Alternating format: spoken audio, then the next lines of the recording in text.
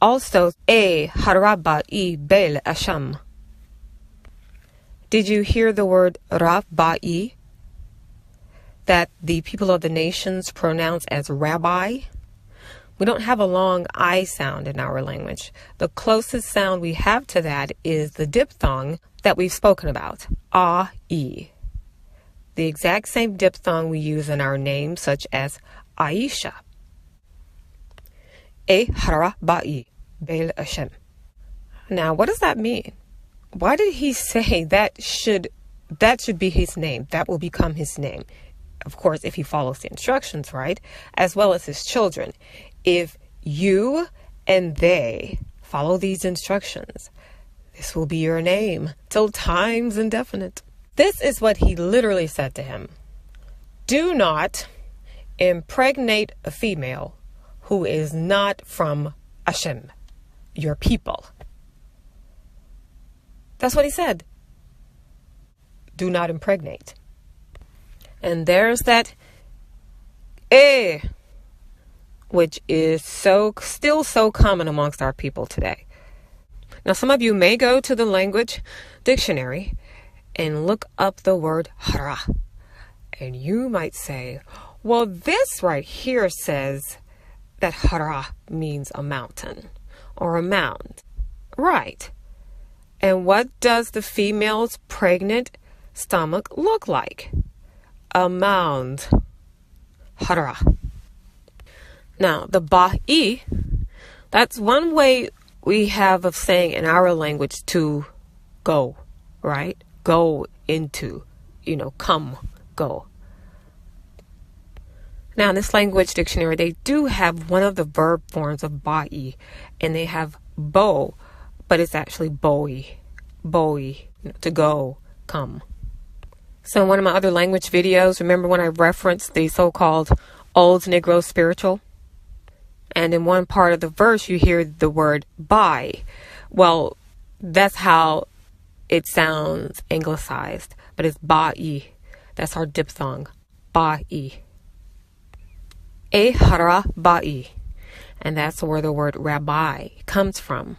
And you also should have noticed mor raba right above haraba. But we'll discuss that as well. And so as the heathens will declare, our fathers surely have inherited lies. Next, we are going to take a closer look at the name Mor. In our language, it also means light, as you can see here. Now, another meaning of his name, Moraba, as they have it written here, Abrahe, is Rab, which means not mixed. Rab. Rab, not mixed. Arab, mixed. But in this text, the scribe faithfully wrote Rab, not mixed. And that is the conversation they're having.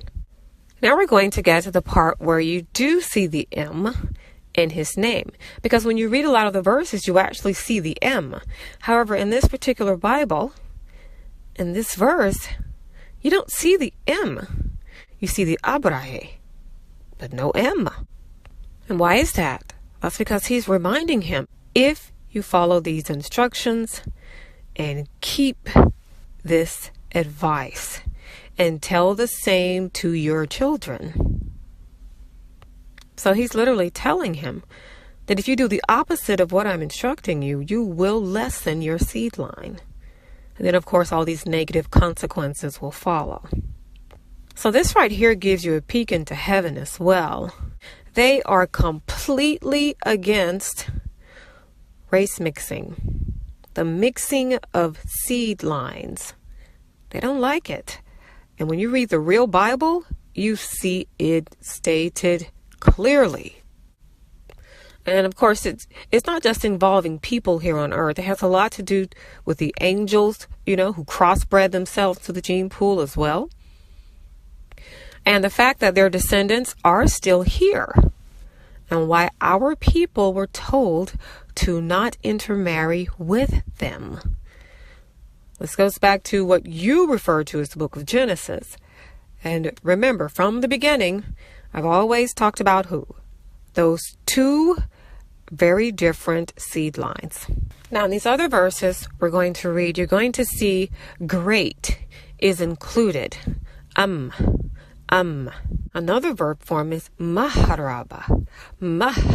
Maharaba.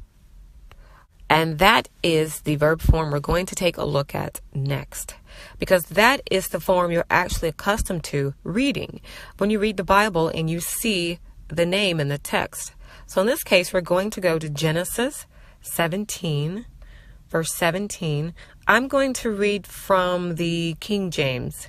And once again, feel free to read from any version you like. Then Abraham fell upon his face and laughed and said in his heart, so basically he said to himself, shall a child be born unto him that is 100 years old?